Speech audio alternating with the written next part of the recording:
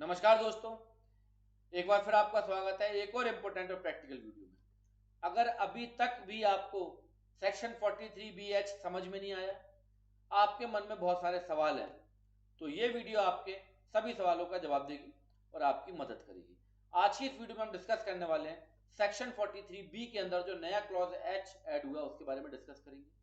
किस पर एप्लीकेबल होगा, किस पे एप्लीकेबल नहीं होगा, कब से एप्लीकेबल होगा, आप किसी के उद्यम नंबर को कैसे वेरीफाई कर सकते हो और आपको किस तरीके से अपने सप्लायर से कंफर्मेशन लेनी है, अंडरटेकिंग लेनी है, डिक्लेरेशन लेनी है, उसका फॉर्मेट क्या होगा वो आपके साथ शेयर करूंगा और कुछ प्रैक्टिकल एग्जांपल को देखेंगे रिगार्डिंग सेक्शन 43BH।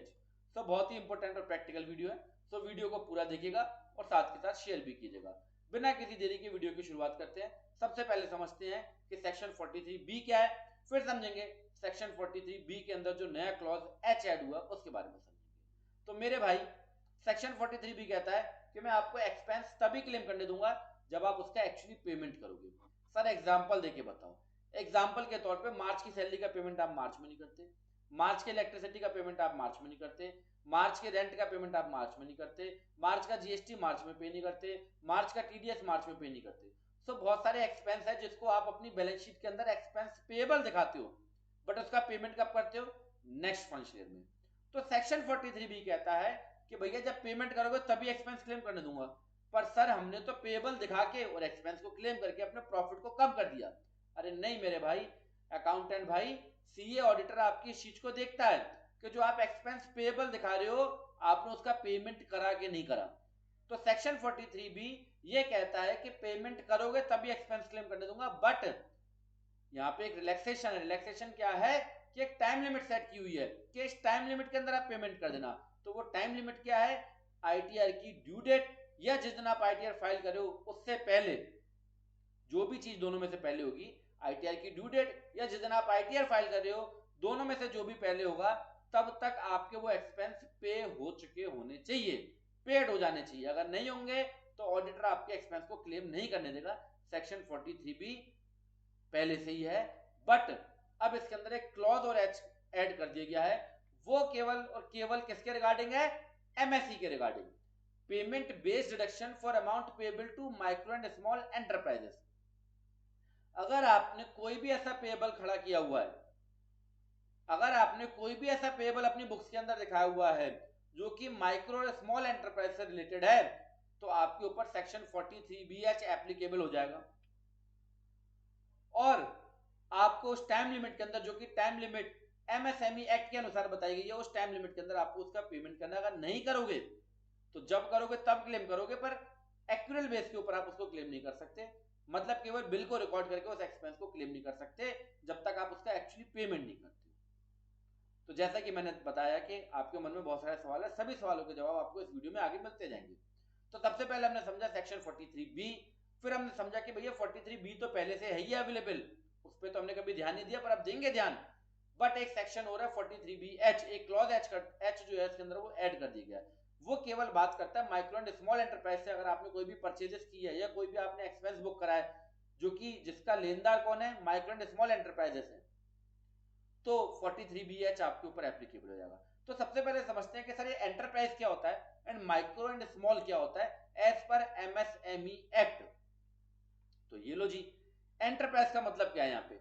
एंटरप्राइज का मतलब है कि अगर आपका सप्लायर या तो मैन्युफैक्चरर है या वो सर्विस प्रोवाइडर है, या तो वो मैन्युफैक्चरर है या तो वो सर्विस प्रोवाइडर है, इसमें ट्रेडर काउंट नहीं होता। तो एंटरप्राइज की जो डेफिनेशन है एज पर एमएसएमई एक्ट वो ये है कि भैया एंटरप्राइजेस का मतलब यहाँ पे ये है एमएसएमई एक्ट के अंदर, या तो वो मैन्युफैक्चरर है, किसी गुड्स का प्रोड्यूस करता है, प्रोडक्शन करता है, या वो आपको सर्विस देता है, इसमें ट्रेडर इंक्लूड नहीं। अगर हम बात करें माइक्रो एंटरप्राइज का मतलब क्या है, तो एंटरप्राइज का मतलब तो आपको समझ में आ गया। माइक्रो का मतलब ये है कोई भी ऐसा एंटरप्राइज है जिसका एनुअल टर्नओवर 5 करोड़ रुपए तक है, या उसका इन्वेस्टमेंट प्लांट एंड मशीनरी में 1 करोड़ से ज्यादा का नहीं है, तो माइक्रो वो कहलाएगा। जिसका सेल का टर्नओवर, जिसका टर्नओवर 5 करोड़ रुपए तक का उसका, और इन्वेस्टमेंट जो है प्लांट एंड मशीनरी के अंदर 1 CR से ज्यादा का नहीं है। स्मॉल का मतलब क्या है?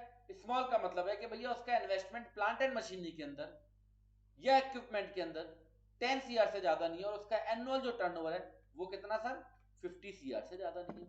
तो ये जो सेक्शन है माइक्रो एंड स्मॉल, अगर आपका सप्लायर माइक्रो है या स्मॉल है, मतलब वो एक मैन्युफैक्चरर है या वो एक सर्विस दे रहा है आपको, सर्विस प्रोवाइडर है, और उसका टर्नओवर अगर 5 CR तक है तो वो माइक्रो है, अगर 5 CR से ज्यादा और 50 CR तक है तो वो स्मॉल एंटरप्राइजेस है।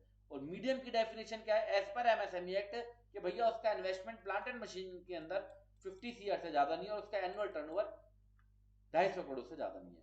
तो ये जो सेक्शन है 43BH जो क्लॉज H ऐड किया गया है वो मीडियम के ऊपर एप्लीकेबल नहीं है, केवल माइक्रो एंड स्मॉल के रिगार्डिंग। तो अब आपको समझ में आ गया कि भैया section 43BH micro and small के रिगार्डिंग, और माइक्रो एंड स्मॉल का मतलब हो गया कोई मैन्युफैक्चरर या सर्विस प्रोवाइडर। माइक्रो का मतलब उसका टर्नओवर 5 CR तक, स्मॉल का मतलब उसका टर्नओवर मैक्सिमम 50 CR तक। अब बात करते हैं कि सर एप्लीकेबल कब से? ये एप्लीकेबल है असेसमेंट ईयर 24-25, मतलब फाइनेंशियल ईयर 23-24।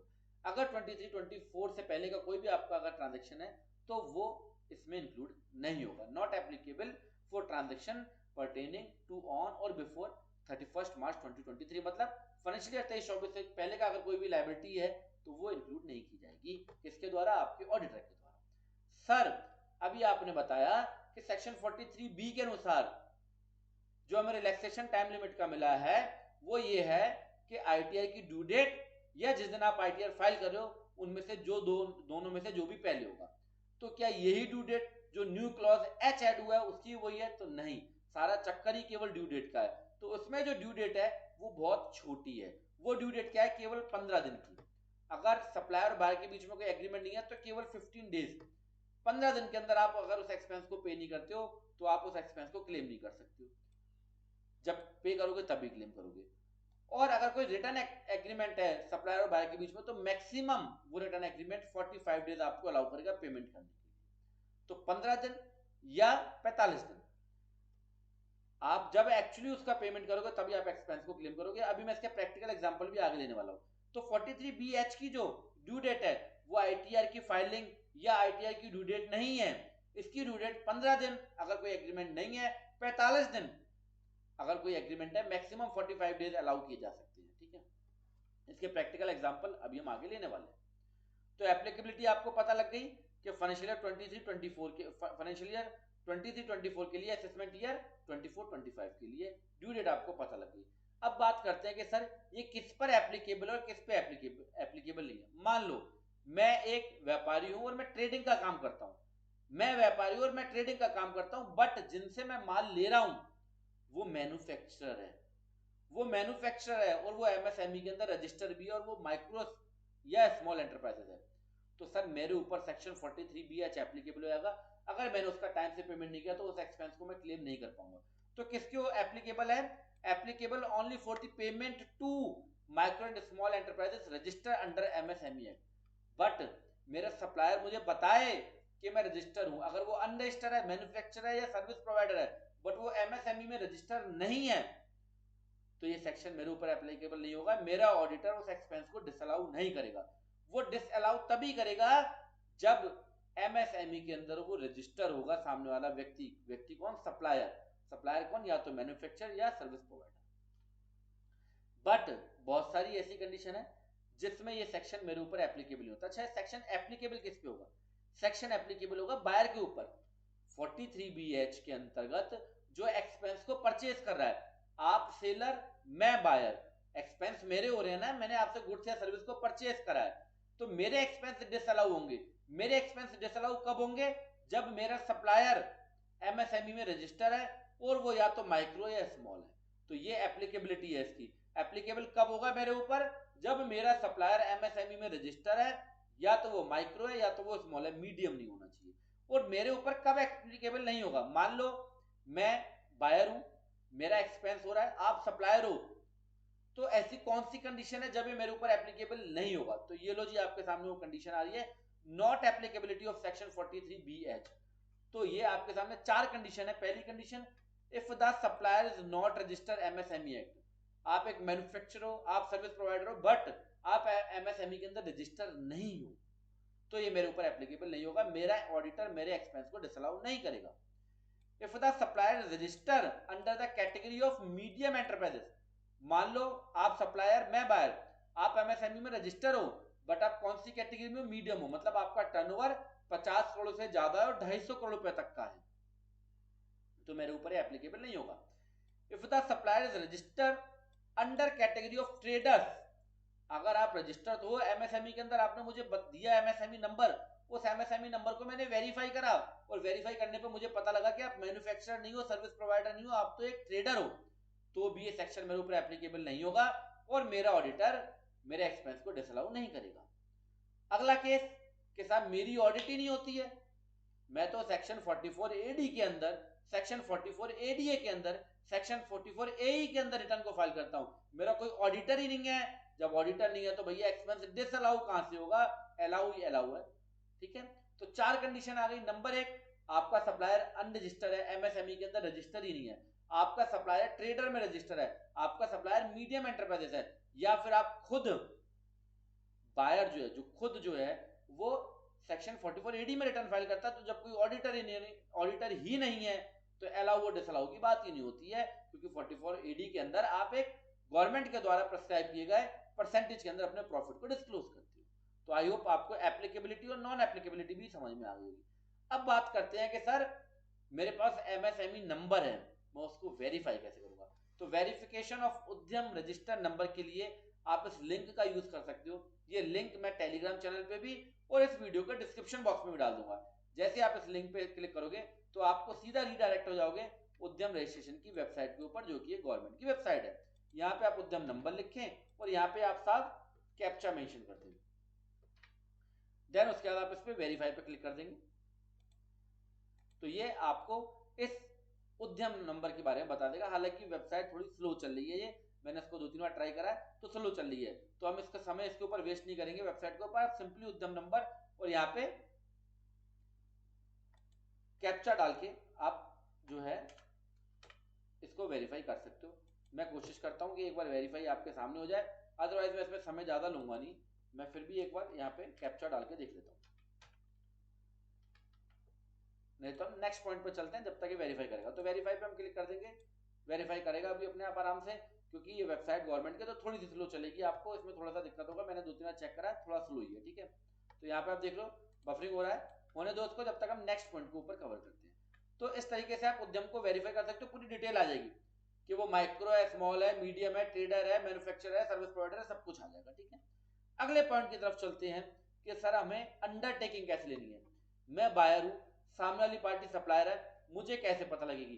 तो ये काम आपको विद इमीडिएट इफेक्ट अभी से आपको करना पड़ेगा। आपको क्या करना है, ये फॉर्मेट जो है मैं इसका पीडीएफ फाइल टेलीग्राम चैनल पे भी दे दूंगा, यहाँ पे इमेज है। आपको क्या करना है, इस तरीके के फॉर्मेट के अंदर या आप अंडरटेकिंग लिख लो या डेक्लेरेशन लिख दो, सामने वाली सप्लायर जो है आपको इसके लेटर हेड के ऊपर आप लेना है। सबसे पहले वो अपनी कंपनी का नाम लिखेगा, अपना पैन नंबर लिखेगा और बताएगा कि भैया मैं माइक्रो में रजिस्टर हूँ, स्मॉल में रजिस्टर हूँ या मीडियम में रजिस्टर हूँ, और एमएसएमई नंबर यहाँ पे मेंशन करेगा, जिससे कि आप वेरीफाई कर सको। और साथ के साथ अपने लेटर हेड के ऊपर this confirmation letter has to be printed on company letter head, उसका पैन कार्ड आप ले लोगे, वो माइक्रो या स्मॉल है, और साथ के साथ एमएसएमई का आप उसका सर्टिफिकेट भी ले लोगे। तो इस तरीके से आप कंफर्मेशन ले सकते हो, लेटर हेड के ऊपर साइन करवा के, स्टाम्प एंड सील लगवा के, साइन करवा के आप ले सकते हो, जिससे कि आपके पास पूरी डिटेल हो जाएगी और आप अपनी बुक्स ऑफ अकाउंट को अच्छे से ऑडिट करवा पाओगे और देख पाओगे कि मेरा सप्लायर कौन सा रजिस्टर है एमएसएमई के अंदर और कौन सा रजिस्टर नहीं।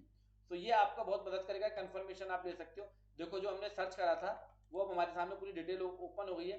तो यहाँ पे आप देखोगे कि भाई रजिस्टर कंपनी का नाम आ गया, ठीक है, टाइप आ गया कि भाई किस टाइप का प्रोप्राइटर है या पार्टनरशिप है कंपनी है, और यहाँ पे आ जाएगा कि वो ट्रेडर है या सर्विस प्रोवाइडर है या मैन्युफैक्चरर है। तो यहाँ पे लिखा हुआ आ जाएगा, आपको पूरी डिटेल यहाँ पे मिल जाएगी। ठीक है, तो इस तरीके से आप चेक कर सकते हो, अपने सप्लायर के एमएसएमई को वेरीफाई कर सकते हो। तो ये वेरीफाई करने का तरीका मैंने आपको यहाँ पे बता दिया।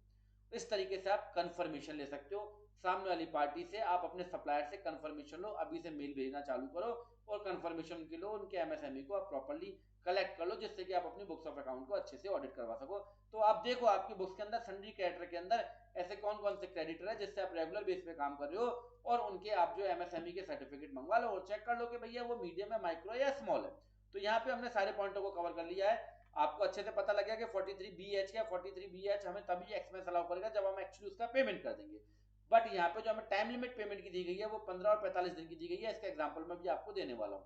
एप्लीकेबिलिटी एंड नॉन एप्लीकेबिलिटी के बारे में आपको पता लग गया कि भैया अगर मेरा सप्लायर एमएसएमई के अंदर रजिस्टर है तभी ये सेक्शन मेरे ऊपर अप्लाई होता है, अदरवाइज अप्लाई नहीं होता है।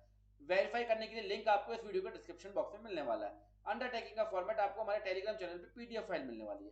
प्रैक्टिकल एग्जांपल की हम बात कर लेते हैं, थोड़ा सा 15 दिन और 45 दिन को समझ लेते हैं कि भैया 15 और 45 दिन क्या है। मान लो मैंने आपसे अप्रैल 23 के अंदर परचेज की, बट मैंने आपका पेमेंट जो है मार्च 24 के अंदर किया, मतलब पूरे 12 महीने बाद मैंने आपका पेमेंट करा, फिर भी ये खर्चा मेरे को फाइनेंशियल ईयर 23-24 में अप्लाई हो जाएगा। एग्जांपल द्वारा से समझिए, मान लो आपसे मैंने जो परचेज की है, आपसे मैंने परचेज की है भैया अप्रैल 23 के अंदर, और मैंने आपको जो पेमेंट करा वो मार्च 24 के अंदर, तो मतलब मेरी परचेज कब हुई? फाइनेंशियल ईयर 23-24 के अंदर। मेरा पेमेंट कब हुआ? फाइनेंशियल ईयर 23-24 के अंदर। तो मैं एक्सपेंस भी कब क्लेम कर लूंगा? फाइनेंशियल ईयर 23-24 के अंदर। मतलब 15 और 45 दिन वाली बात यहाँ पे अप्लाई नहीं होती, क्योंकि अगर आप एमएसएमई एक्ट के अनुसार पेमेंट नहीं करते हो तो आप पेमेंट तभी, एक्सपेंस तभी क्लेम करोगे जब आप उसका पेमेंट करोगे। तो भैया मेरा खर्चा 23-24 का, मैंने पेमेंट 23-24 में किया, तो वो खर्चा मैं अलाउ भी 23-24 में ही होगा। ठीक है, दूसरा पॉइंट समझ लेते हैं भाई साहब। मान लो मैंने आपसे सर मार्च 24 के अंदर परचेज की, और मैंने आपको पेमेंट जो है वो भाई साहब 10/4/24 को ही कर दिया। आपके और मेरे बीच में कोई एग्रीमेंट नहीं है, आपके और मेरे बीच के अंदर, आपके मेरे बीच में कोई भी एग्रीमेंट नहीं है, और मैंने आपसे 25 मार्च 24 को परचेज की थी, और मैंने आपको जो पेमेंट कर दिया वो मान लो 5/4/2024 को ही कर दिया है ना। तो भैया खर्चा कब का है? खर्चा है फाइनेंशियल ईयर 23-24 का। पेमेंट कब हुआ? पेमेंट हुआ फाइनेंशियल ईयर 24-25 में। तो इस खर्चे को मैं क्लेम कब कर सकता हूँ? क्लेम कर सकता हूँ फाइनेंशियल ईयर 23-24 के अंदर ही। क्यों क्लेम कर सकता हूं? क्योंकि मैंने विद इन टाइम लिमिट, जो ड्यू डेट है उसी में मैंने आपका पेमेंट कर दिया। 25 से अगर 5 तक जोड़ेंगे तो 10 दिन ही आपके बैठेंगे, जबकि जो मिनिमम जो डेज हमें अलाउ हुए हैं वो 15 दिन हमको अलाउ हुआ, तो मेरे फाइनेंशियल ईयर 23-24 के अंदर ही इसको क्लेम कर सकता हूँ। एक और एग्जांपल ले लेते हैं। सर मैंने आपसे गुड्स परचेज करा, कब परचेज करा भैया? परचेज करा मैंने आपसे 25/3/24 को गुड्स परचेज करा। मैंने इसका पेमेंट कब करा? मैंने इसका पेमेंट करा भाई साहब 30/4/2024 के अंदर। तो क्या मेरे को एक खर्चा अलाउ होगा या नहीं होगा? सबसे पहले पता करेंगे कि भैया आपके और मेरे बीच में एग्रीमेंट है या नहीं। अगर इस कंडीशन में मेरे आपके बीच में एग्रीमेंट है तो ये खर्चा मेरे को अलाउ हो जाएगा। कौन से फाइनेंशियल ईयर में? 23-24 में, क्योंकि मैंने आपको लगभग 35 से 36 दिन में पेमेंट कर दिया, और आपके और मेरे बीच में जो रिटर्न एग्रीमेंट था वो 45 डेज का था। तो भैया मेरे को ये खर्चा 23-24 में अलाउ हो जाएगा, हालांकि मैंने पेमेंट 24-25 के अंदर किया है, फिर भी ये खर्चा मेरे को 23-24 में अलाउ हो जाएगा, जस्ट बिकॉज कि जो ड्यू डेट है उसको मैंने अभी क्रॉस नहीं करा। एक एग्जांपल और ले लेते हैं। मान लो सर मैंने आपसे 25/3/2024 को परचेज करी, और मैंने आपका पेमेंट 30/4/2024 को करा। 25/3/2024 को परचेज की, 30/4/2024 को मैंने आपका पेमेंट करा। परचेज 23-24 में की, पेमेंट 24-25 में की, और मेरे और आपके बीच में कोई भी एग्रीमेंट नहीं है। भैया खर्चा है 23-24 का, पेमेंट करा है 24-25 में, और आपके और मेरे बीच में कोई रिटर्न एग्रीमेंट नहीं है। तो ये खर्चा मेरे को अलाउ कब होगा? फाइनेंशियल ईयर 24-25 के अंदर। कब अलाउ होगा? फाइनेंशियल ईयर 24-25 के अंदर अलाउ होगा। तो यहाँ पे आपकी परचेज जो है वो आपके प्रॉफिट में जोड़ दी जाएगी, और आपका इनकम टैक्स, आपका प्रॉफिट प्लस जो आपका एक्सपेंस डिसअलाउ हुआ है उसको जोड़ के निकाला जाएगा। तो बहुत ध्यान, बहुत सेक्शन की गहराई बहुत ज्यादा है, इसके ऊपर मैंने ये चौथी वीडियो बना रहा हूँ, आप वीडियोस को देख लेना मेरे चैनल के ऊपर। ठीक है, तो ये आपको खर्चा कब अलाउ होगा? फाइनेंशियल 24-25 के अंदर। अगर आपके और बायर सप्लायर के बीच में कोई एग्रीमेंट नहीं था तो मैक्सिमम आप 15 दिन का ही, बस आपको 15 डेज का ही आपको रिलैक्सेशन मिलेगा। बट यहाँ पे आपने आफ्टर 15 डेज, 15 दिन से ज्यादा आपने समय लगा दिया है, तो आपको खर्चा तभी अलाउ होगा जब आप उसका पेमेंट करोगे। एक छोटा सा एग्जांपल और ले लेंगे। मान लो भैया मेरा खर्चा फाइनेंशियल, मैंने आपसे परचेज की 25/3/2024 के अंदर, मैंने पेमेंट आपको कब करा था? पेमेंट करा 30/6/2024 के अंदर। ठीक है, परचेज की 25/3/2024 को, पेमेंट किया 30/6/2024। एग्रीमेंट था या नहीं था? दोनों ही कंडीशन के अंदर मेरी ड्यू डेट जो है वो निकल चुकी है। अब जिस दिन आप अपनी इनकम टैक्स की रिटर्न फाइल कर रहे होगे उस दिन जितने भी आपने पेबल दिखाए होंगे, आपका ऑडिटर आपसे लिस्ट मांगेगा। लिस्ट मांगने पे उसे पता लगा कि भाई साहब 25/3 की परचेज थी। पहली बात तो आपके लिए वर्किंग बढ़ गई बहुत ज्यादा, आपके लिए वर्किंग बढ़ गई, आपको सारी बिल वाइज डिटेल निकालनी पड़ेगी, एज वाइज डिटेल निकालनी पड़ेगी। ठीक है, उसे पता लगा कि आपकी 25/3 की परचेज का पेमेंट आपने 30/6/2024 को करा है, लगभग 2 महीने बाद आपने पेमेंट करा है, 15 दिन और 45 दिन दोनों ही ड्यू डेट निकल गई है।